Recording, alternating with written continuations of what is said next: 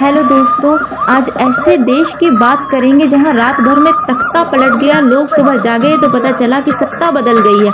और ये जो सत्ता बदली किसी चुनाव या लोकतांत्रिक विधान के जरिए नहीं, ये सत्ता तख्ता पलट के जरिए बदली। और हम जिस देश की बात कर रहे हैं, यहाँ ऐसा पहली बार नहीं हुआ, ऐसा यहाँ पहले भी हो चुका है। बात करने जा रहे हैं म्यांमार की। एक समय इसे वर्मा के नाम से भी जाना जाता था। म्यांमार भारत के लिए गैर नहीं है। हम आपको बता दें, भारत की एक सरहद म्यांमार से भी जाके लगती है। म्यांमार से भारत के साथ साथ बांग्लादेश, चाइना, थाईलैंड और लाओस की भी सरहदें मिलती हैं। सम्राट अशोक के शासनकाल में बौद्ध धर्म वर्मा पहुंचा था। वहाँ काफी जनसंख्या बौद्ध धर्म का पालन करती है। वहाँ हिंदू, मुस्लिम और क्रिश्चियन भी हैं। आधुनिक समय की बात करें तो ब्रिटिश काल की कुछ कड़ियां भी बर्मा से जाके जुड़ती हैं। 1885 में बर्मा ब्रिटिश इंडिया से जुड़ा था और उसका हिस्सा बन गया था। यह हिस्सेदारी 1937 तक चलती रही। कुछ टाइम बाद सेकेंड वर्ल्ड वॉर हुआ और जापान ने म्यांमार पे अपना कब्जा किया और ब्रिटिशों की सेना को खदेड़ दिया। उसके बाद जापान ने अपना दबदबा कायम रखने के लिए वहां रह रहे लोकल्स की आर्मी में भर्ती की और नाम रखा वर्मा इंडिपेंडेंस आर्मी। वर्मा की सरकार जापान की कठपुतली थी। सारे फैसले टोक्यो से लिए जाते थे।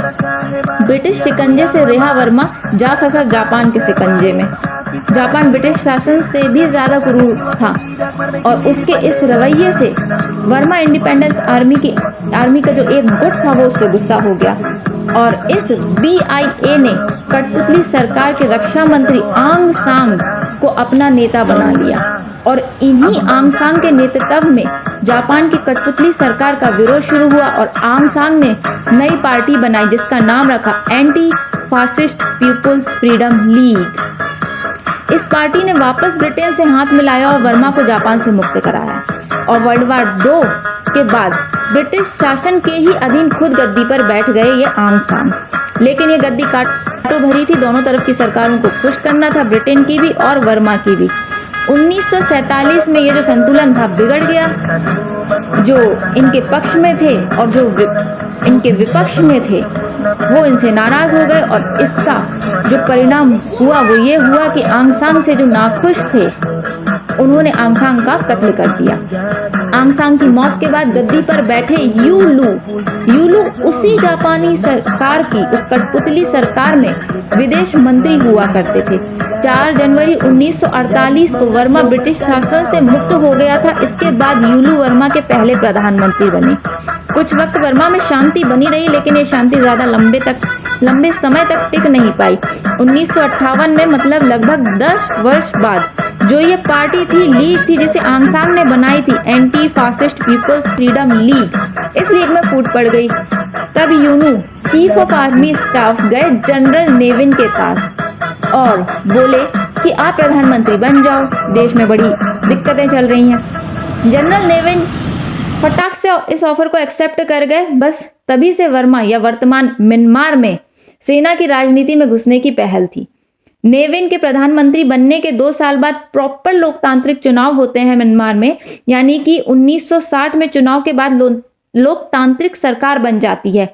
लेकिन जनरल नेविन को तो गद्दी का चस्का लग चुका था।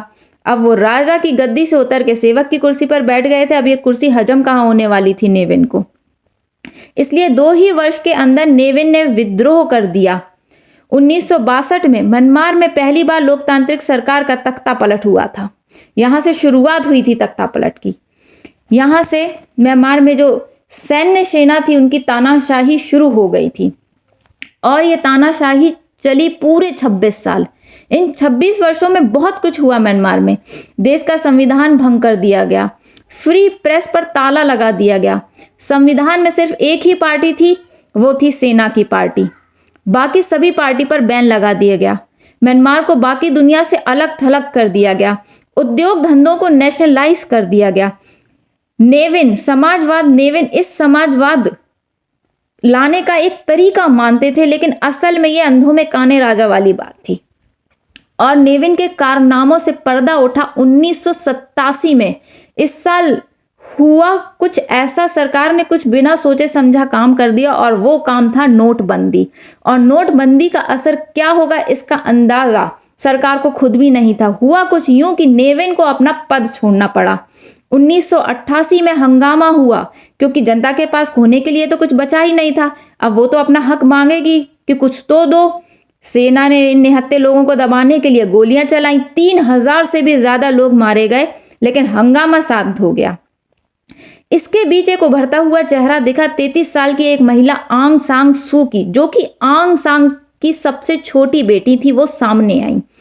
आंग सांग सू ने दिल्ली यूनिवर्सिटी से पढ़ाई की है, फिर ऑक्सफोर्ड चली गई और आगे की पढ़ाई कंटिन्यू करी।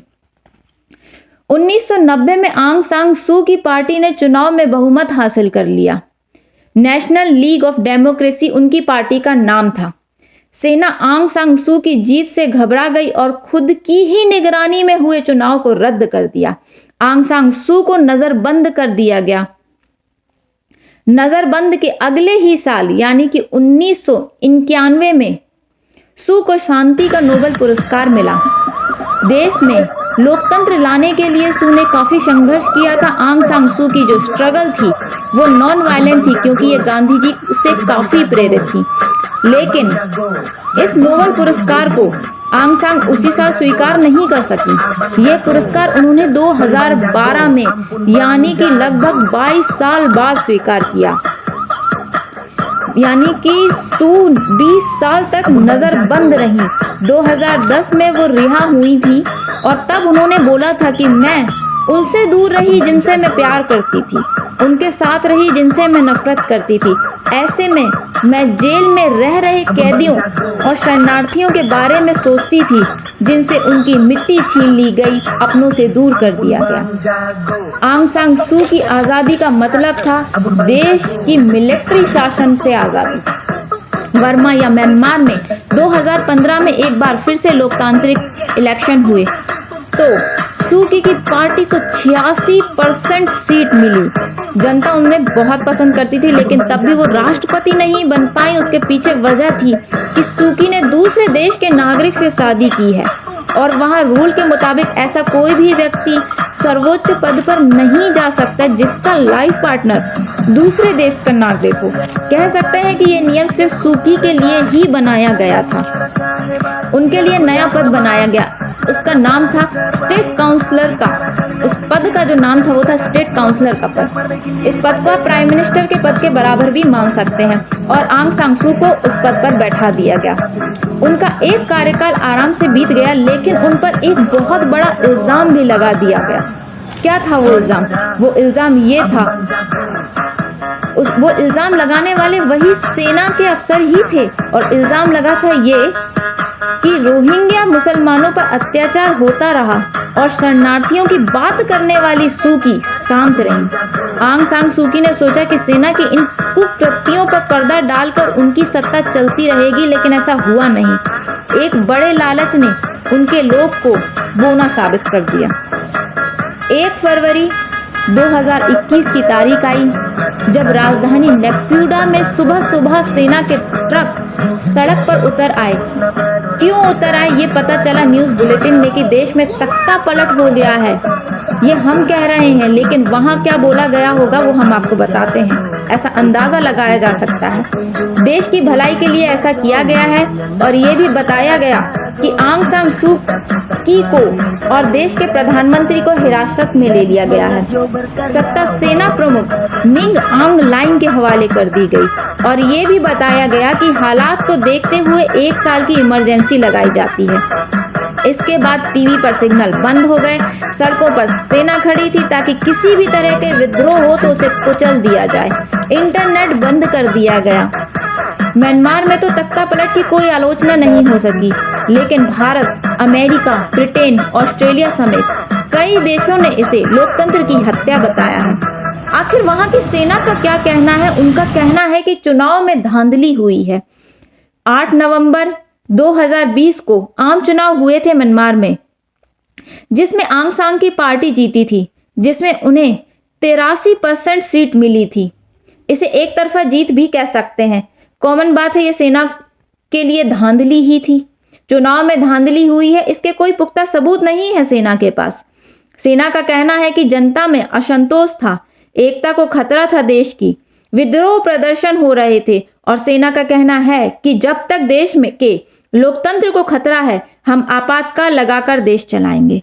बिलौटा मलाई की रखवाली करेगा, आप ऐसा भी समझ सकते हैं। असल वजह जो सामने आई है वो ये है कि जो मिंग आंग लाइंग है सेना प्रमुख, उनको डर है कि कहीं उनके भ्रष्टाचार और नरसंहार के जो सबूत हैं वो सामने ना आ जाए।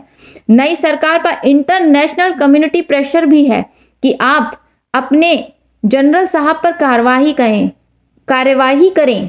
करप्शन परसेप्शन इंडेक्स के हिसाब से म्यांमार 137वीं रैंक रखता है, तो आप समझ सकते हैं कि वहां पे कितना करप्शन होगा। जिस दिन से संसद का सत्र शुरू होना था उसी दिन जनरल साहब ने कार्यवाही कर दी और तख्ता पलट कर दिया। एक बात यह भी है कि तख्ता पलट की कार्यवाही के पीछे चीन का भी हाथ हो सकता है। म्यांमार आर्मी को चीन का भी समर्थन है। लोकतांत्रिक सरकार चीन के गले की हड्डी है। म्यांमार की सरहद चीन से मिलती है और चीन के काफी सारे प्रोजेक्ट म्यांमार में चल रहे हैं। जिन रोहिंग्या मुसलमानों को मद्देनजर रखते हुए म्यांमार में इमरजेंसी लगी, वही मुसलमानों पर चीन में भी कोई कम अत्याचार नहीं हो रहा है। जिस जनरल पर यूएन ने बैन लगा रखा है उसे चाइना पूरा समर्थन करता है, तो ऐसे में चीन का क्या व्यक्तिगत फायदा हो सकता है ये साफ साफ नजर आता है। चीन के foreign minister Ming Hong lying को अपना भाई बोलते हैं, तो आप अंदाजा लगा सकते हैं कि इमरजेंसी में चाइना का भी हाथ हो सकता है। हर जगह कूदता है ये चाइना।